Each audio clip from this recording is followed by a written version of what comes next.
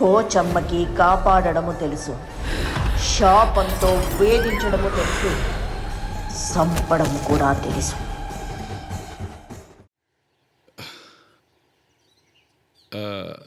సూర్య గారు, తప్పుగా అనుకోకండి. అది మీ అమ్మాయికి ఏమైనా లవ్ స్టోరీ ఉందండి? లేదండి, మీ వాడినే మొదట ప్రేమించింది. పోనీ పెళ్లి వరకు వచ్చి ఆగిపోయింది ఏమన్నా ఉందా అండి?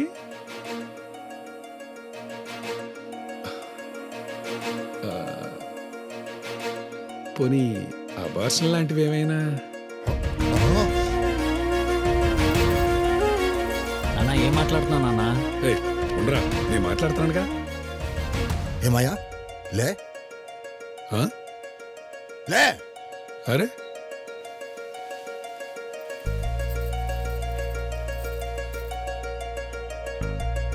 వాళ్ళింటికి వీళ్ళింటికి సామాన్లు మోసుకుపోతూ వాళ్ళిచ్చే డబ్బులతో తాగే పోరంబోకు దేనికి పనికిరాడు. పోనిలే అని మా అమ్మాయి ప్రేమిస్తున్నానంటే తగ్గి మీ ఇంటికొచ్చి సంబంధం మాట్లాడితే అసలు మనిషిలాగే నా మాట్లాడుతున్నావు. అవును, ఇది వీడు ఒరిజినాలిటీ.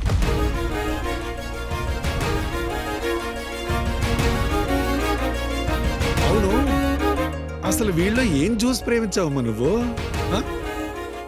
స్టైల్గా సిగరెట్ తాగుతాడనా? బీటెక్లో 6 సబ్జెక్టులు పోయాయనా?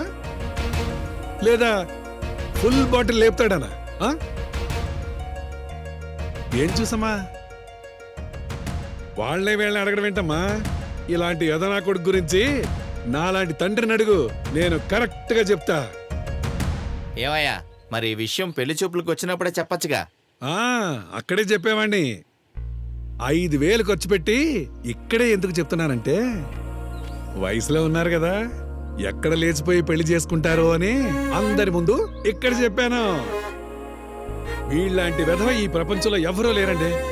వీడన్నిట్లోనూ ఫెయిలే, ఇంక్లూడింగ్ మీ అమ్మాయితో లవ్ లో కూడా.